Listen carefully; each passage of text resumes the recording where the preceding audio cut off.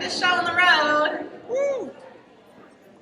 Thank you all so much for being here. I know this is not necessarily where we want to find ourselves on a Friday evening in an elementary gym, but we deeply appreciate the time that you've taken to prioritize being here today and standing up for Madison and our small schools in the school district. I would love to just take a moment and get a feel for who's in this room, because this is bigger than just Madison.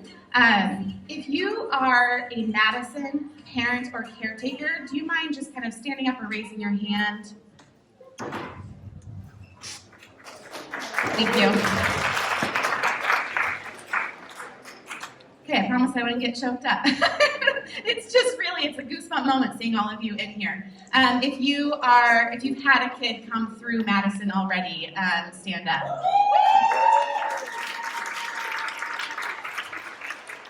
Like, Dad, I better see you standing up back there. If you are a student, a Madison student in the room, I see some Frida right there. Woo-hoo! Perfect. If you are here from one of our local elementary schools to stand in solidarity and support us, please stand.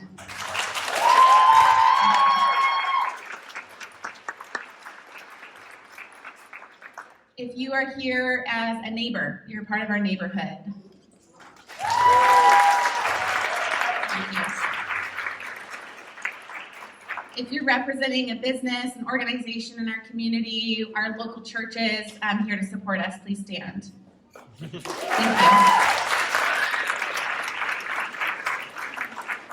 If you are a Madison alum, Jasmine, where are you at? Oh, yay!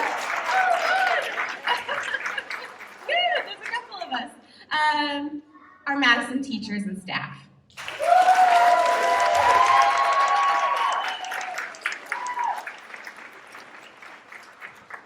Thank you for your leadership during these really difficult days ahead. I just have immense respect for the weight you are carrying right now, so thank you. We've got a really important night ahead of us. It is critically important to myself and Miriam, who has helped plan this tonight, that we balance both the seriousness and the gravity of the conversation we're having about permanently closing Madison Elementary and seizing the opportunity to see the community building that's happening right now across not just Madison, but that we have people from Boston Harbor here volunteering and McKinney and all of these schools that are here to stand in solidarity. We have an amazing opportunity and we are stronger together. And I hope that as we walk away tonight, you feel empowered and motivated to make change and to stand up and fight back. We have a voice and we can make a difference. Tonight, we will hear from School Board Member Director Maria Flores, who is one of 2 school board members that voted no to consolidation. Thank you.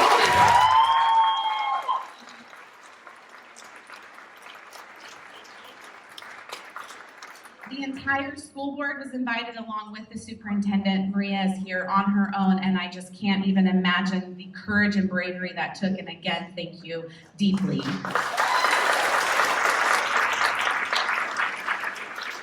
If anyone was on Zoom last night for the school board working session, Maria was a strong voice supporting the small schools, asking difficult questions, and I'm incredibly grateful for you being here. In honor of School Board Appreciation Month, we would like to, as community members, actually, community members have donated, and we have 3 local businesses owned by Madison parents that have donated, and we just want to say thank you.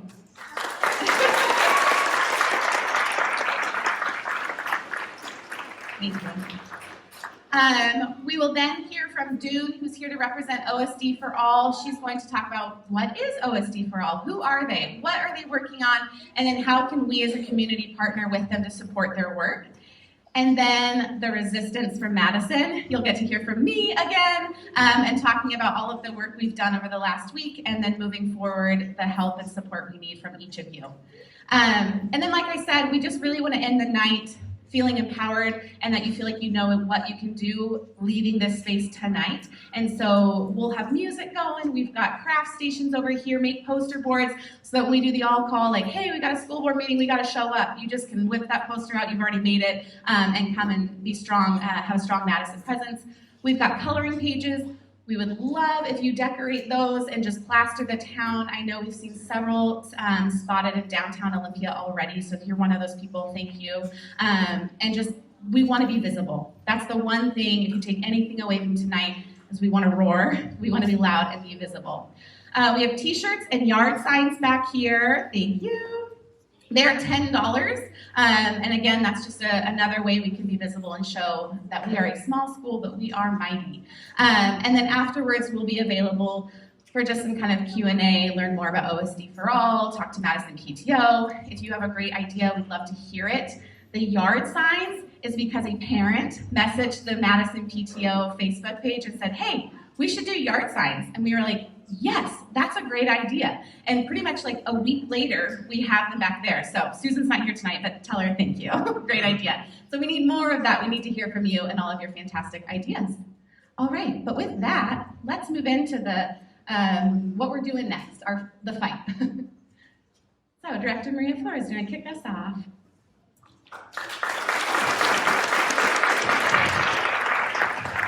I am feeling extremely nervous, and I used to be a teacher, so I should be used to teaching in front of large audiences.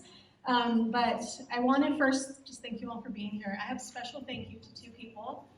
Bodie drew this, and he's in kindergarten, and he's learning how to write, but I think that says something about schools not closing. So Bodie, are you in the room? I don't know where Bodie is. He's probably up. And then Frida wrote this that says, blue is the color, like the sky. Frida made this. Thank you, Frida.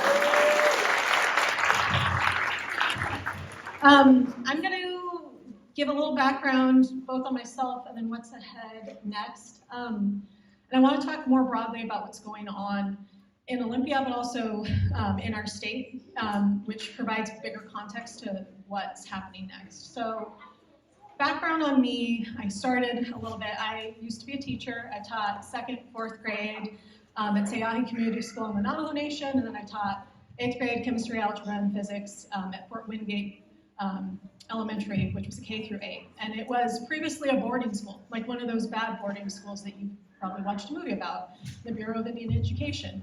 And I was fortunate to teach there when we had ended those destructive processes and had created a culturally responsive school that was dual language Navajo and English.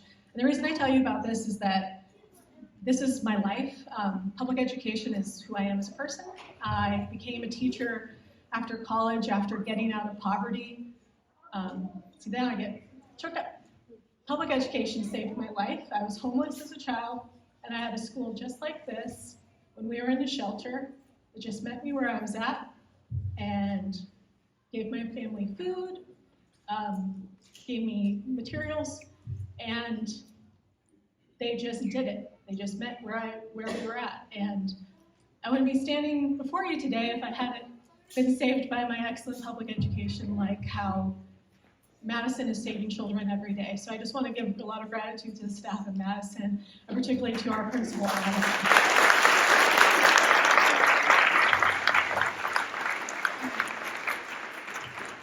So thanks for letting me be a little vulnerable, but this feels more personal in certain ways. I did vote no. If you've been listening to the board meetings, it's been quite a long, going to midnight discussing this. And one thing I want to preface also at the beginning of this is that, of course, we're all feeling emotions and our anger and the wide variety of feelings, and that's normal, and we should feel them.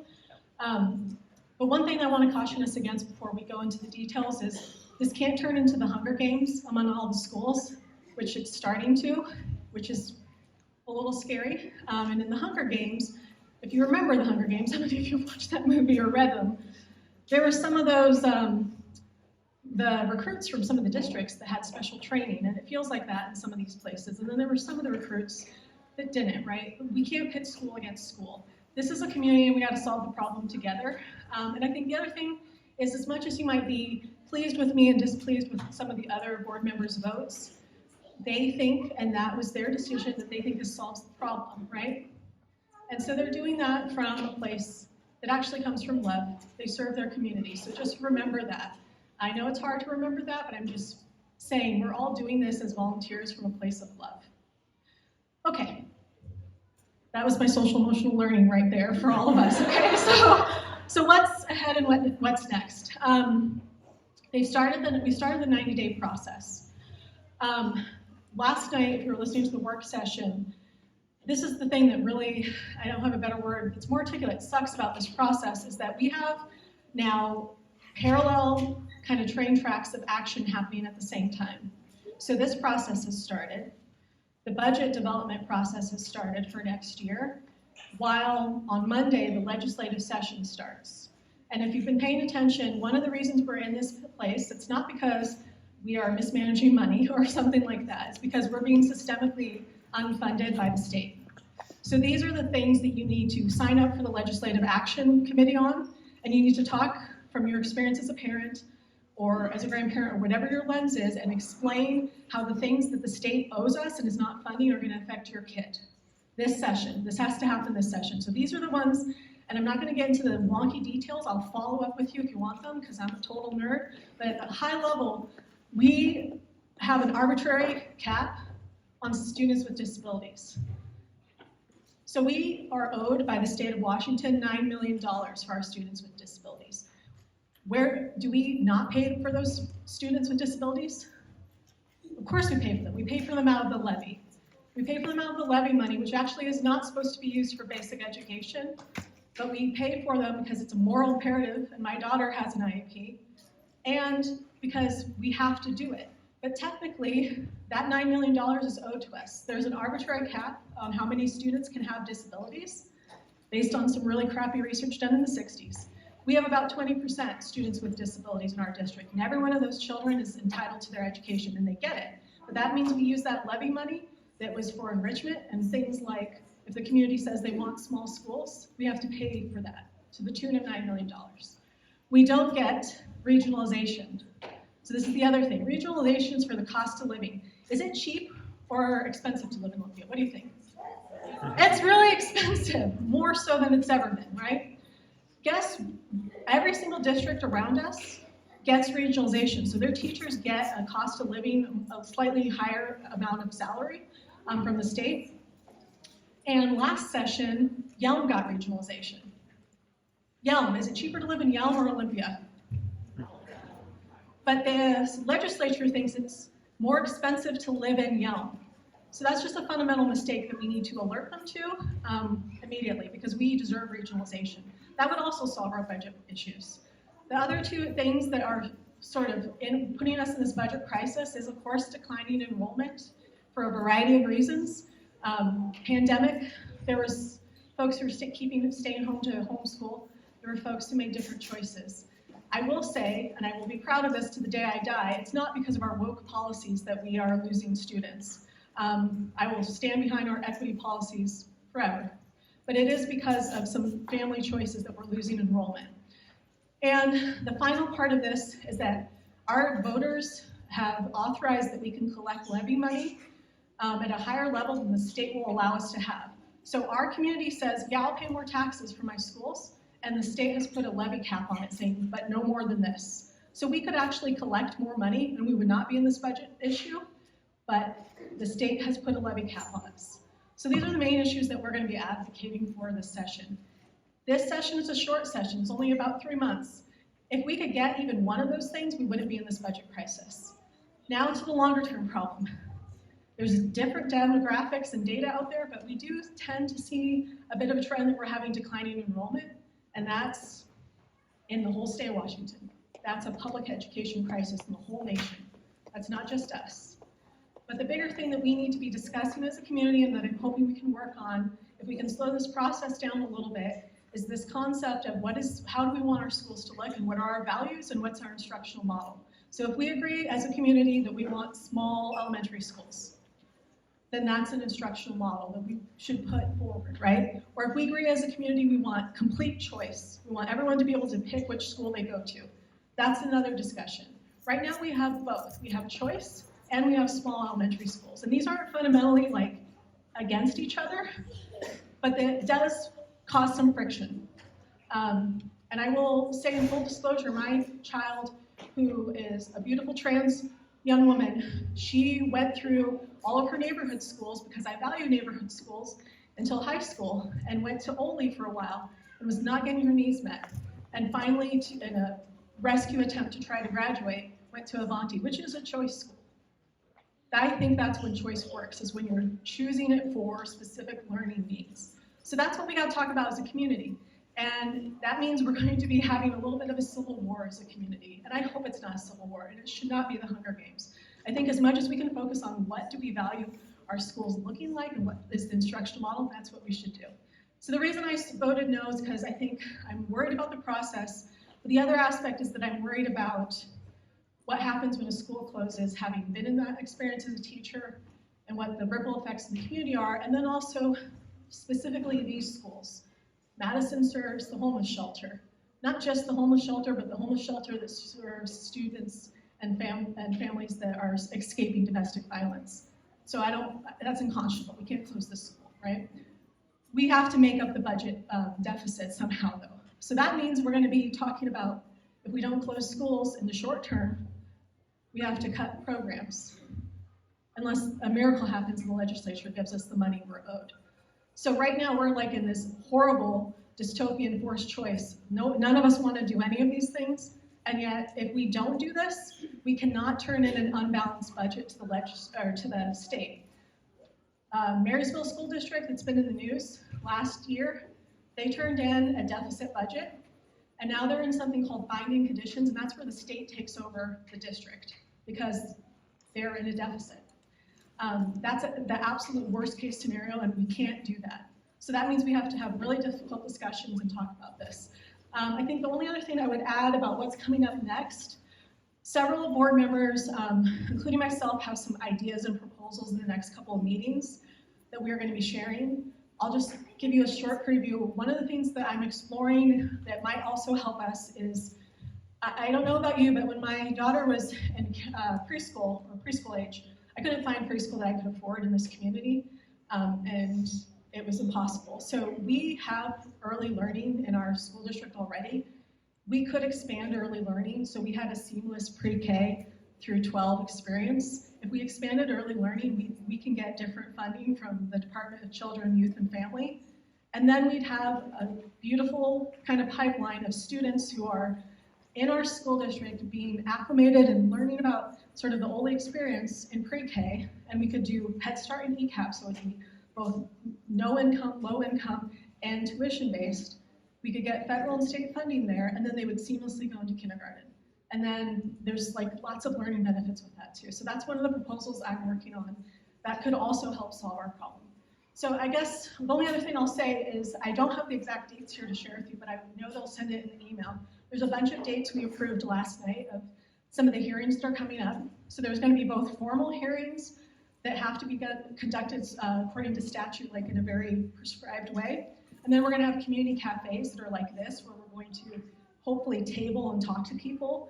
And the purpose of those is not going to be to have the Hunger Games. It's going to be to work together on solutions, because that's what we have to do. We have to problem solve this.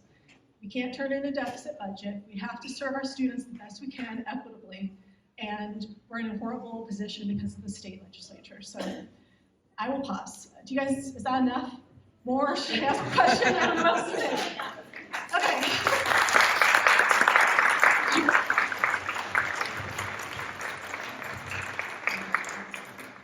All right, thank you. So that's a wonderful transition actually for moving into kind of OSD for All. I just learned about OSD for All, it feels like whiplash, like 3 weeks ago, and it has been humbling to be a part of because it really is about we are stronger together, that we can't go into this Hunger Games mode, that what makes Olympia School District fantastic is each of our individual special schools, and that we have chosen to live in these communities and these neighborhoods to feed into these really remarkable schools, which I'll go into a little bit my personal story. But OSD for All is about uniting and standing together, and that we are stronger as a community. So with that, Dune.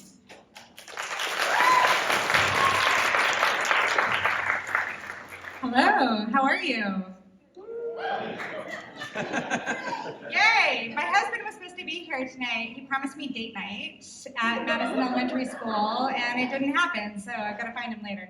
I'm Dune Ives. I am a parent of an LP Brown fourth grader. About 8 weeks ago, I went to my very first LP Brown PTO meeting, and I became vice president. And then, I think that's how they suck you in, right? And then I went to my very first school board meeting, and then that next weekend, I found myself one of about 35 individuals from across 10 elementary schools and middle schools that are organizing under OSD for All. I never thought I would be in this position. I have a full-time job. I have a child with, very real neurodivergent needs, yet here we are. Right, and I've met incredible people that I now call friends. I'm in Madison Elementary School for the first time. I got an amazing tour of Lincoln. Like, I feel like this, even though none of us want to be in this position, I feel like this is an amazing gift to all of us to get to know one another and to fight with one another, not with one another, but with each other. Don't print that. On behalf of our neighborhood schools. So what is OSD for All? OSD for All is a loosely affiliated group of schools. There are 10 of us. There are only 5 schools that have not yet joined OSD for All, but I'm fully committed to getting every single school on board to this, as are the other members. Many of them are in the room here tonight. And our mission is to make sure that none of our schools close. 2023, 24, 2024, 25, 25, 26, I don't care what year it is, none of the schools are going to close because we firmly believe that our neighborhood schools are not the structural issue that need to be fixed. Director Flores identified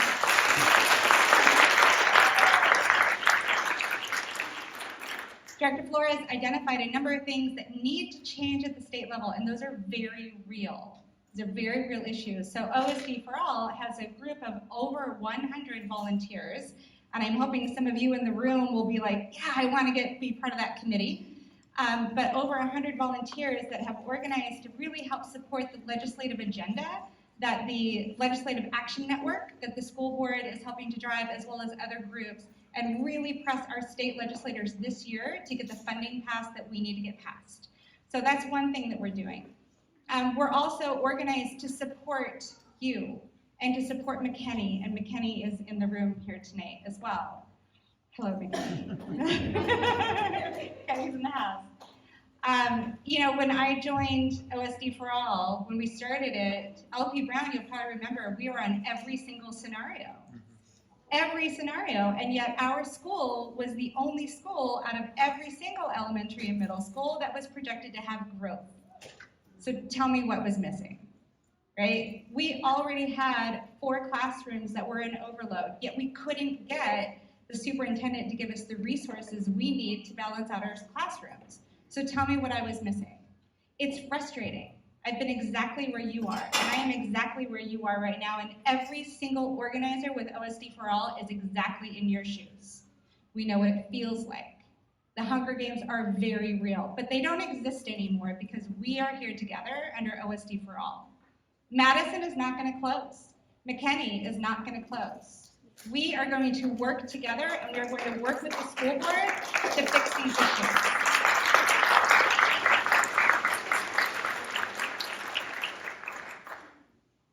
Madison, as Director Flores already mentioned, has the highest rate of students who experience homelessness. Stability matters more to this group of kids and to their parents than to any other group. It is a walkable school. You have sidewalks that you can, I don't. If I tried to walk my child to school, we'd get hit by 20 cars on the way. But you have a walkable school. That matters. It's a neighborhood school. You have people who have supported it for years. That matters. Madison matters. McKinney matters as well. You probably saw in one of the Joel articles by a McKinney parent that McKinney students are outperforming their peers at Centennial and Pioneer. It's not intended to be the Hunger Games, but it's the reality. Because of the small class sizes, these kids are thriving. It's a highly diverse, low-income population. The small class sizes matter greatly. So how do we fix these issues? There are a number of structural issues that we have to address. One of those is how we distribute teaching resources across the schools. That has to be addressed, and that is not yet on the school board's agenda or the superintendent's agenda, and we're intending to get it on the agenda. We have to get the right funding, we have to get the allocation. We don't need to cut the programs. That is not something that needs to be on the table. We need to distribute the resources better across the schools. That's an easy fix. And yes, we did lose a minimum of 135 kids due to what I believe is a very important and strong curriculum across our entire schools that support the LGBTQIA+ community, that support the BIPOC community. But we lost kids. We lost about $1.5 million annually, year over year over year, because they didn't agree with the curriculum, they didn't agree with the values that those of us sitting here in this room tonight agree with and feel very strongly about. We also know that there are a minimum of 5 positions that were hired with post-pandemic funds that for some reason are still on the books and are continuing forward, even though we don't have the funding associated with that right now. That's about $500,000. We also know that even though there have been cuts, operational cuts at the district level, there's no hiring freeze. We should have a hiring freeze. If someone is going to ask us to take a look at closing schools, shouldn't we have a hiring freeze from the district office? Hell yeah. We absolutely should have this. So what we're doing at OSD for All is we are doing all the research, all the analysis, we're diving into the budget, we've looked at the demography that Flow Analytics and Western Demographics have done. We have found that they have not included any of the apartment buildings in their future projections. They are under projecting by a minimum of 400 kids. Yes, they are. That's problematic. We also have taken a look at the written analysis that started this 90-day process. There's a policy on the books with OSD School Board. It's policy 6883. We believe strongly that the school board is currently in violation of their own policies.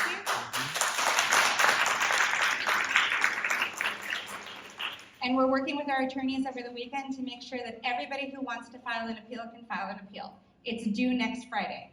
If you miss the window, it's a 30-day window, we don't get it back. So there are mechanisms to slow it down. I completely agree with Director Flores. We have to slow this down. There has to be a better process put in place. We have to address the structural issues. And quite honestly, we need all of you to get involved with this in whatever capacity you can. So ways to get involved, you can scan that little dinosaur up there. Will that take them? Where will it take them? Where does the dinosaur take them? To the website. To the website. Okay, so you can sign up for the newsletter at OSD for All. The Google form, actually. Oh, is that the Google form? Okay, so you can go to osdforall.com. We're not selling anything. Promise. We'll never sell you anything. You can buy swag if you want, but nobody makes any money off of it. But go up there. You can sign up for the newsletter. The newsletter will give you alerts on when these meetings that Director Flores mentioned are happening. It will give you notification of how to get involved. Where do you write your letter? How do you submit something? If you need help, let us know. There's a Google form, there's an FAQ document, there's everything that you need up there to take action. The other thing you can do if you don't want to get an email from folks is you can do a text to app or text to action app if you like to get notifications on your cell phone. Who in here is signed up for that? Oh, a few of you. Yay, I love it. Okay, it's so good. It's so clever, right? And that text to action app will tell you, today's the day to sign up to make public comment. Don't miss it. Here's the link. Go up there now, right? So we're trying to make it super simple for everybody to get involved. If you want to help organize, put up flyers, signs, there's a group for you. There are 75 people who are waiting for flyers to distribute them around the community. If you want to get involved in legislation, great. there's a group for you. If you want to get involved in the legal side, great. There's a group for you. There's groups everywhere. Everyone's getting engaged. But importantly, we're really organized, and we have fun, and we're friendly, right? And sometimes we even laugh before we cry. But importantly, we're all together. And that's what OSD for All stands for. And I'm really sorry that we are here tonight in Madison Elementary School gymnasium, but I know exactly how it feels. And I also am a firm believer that Madison and McKinney are not going to close, and we are going to really work with the school board and the superintendent to solve our structural issues. So thank you so much for having me.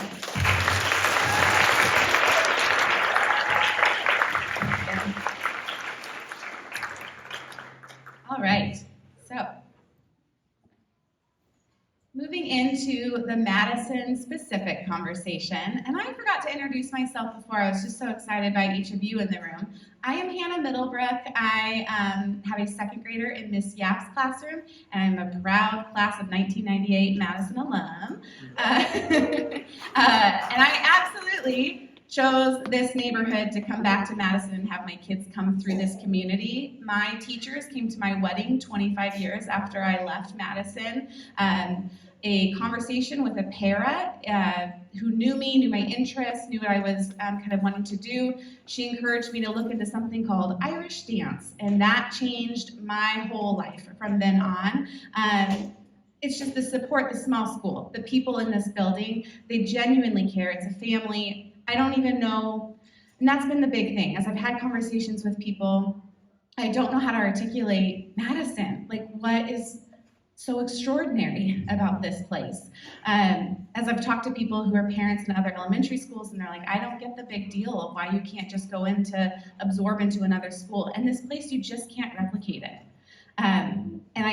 I absolutely chose Madison. I choose Madison every single day. I work in a neighboring school district. My husband works in another elementary school in this district. I absolutely could have my kids at no cost go to my school or his school, but we choose Madison. We pay Y-Care so that they can come here because I believe in this place. I believe in the staff. I believe in the outcome of our students. And I've been thinking about specifically, again, like just kind of trying to capture this into words for people. And in college, I studied abroad in South Africa, and there was this philosophy of life, Ubuntu, that I am because we are, and it just hit, like it resonated with me. And I look back now, as I've been doing all this work, and frankly, Reeves too, that's Madison and Reeves. We were in it together. We had each other's backs. There wasn't necessarily a hierarchy. Like, of course, there was bullying. Red hair in middle school doesn't always go well together. But we had each other's back. And there was something when we would walk through Olympia High School, and I may not have talked to that kid since 5th grade, but we saw each other, we were Lions. We were Reeves Raiders. We had each other's backs, we supported each other. It was just this deep connection and community that I know all of us feel, and that's why we're spending our Friday night here. But this is just a remarkable and special place. So, who is the resistance? But really, really, it's me and Miriam right now. So we are not officially, we're not on the PTO board. So this isn't the Madison PTO. We are a part of Madison PTO as parents. So we are this resistance, we're this task force fighting to stand up for our school and slow the process down and keep Madison open for many years to come. But I will speak for Miriam. We are tired. It's been a week.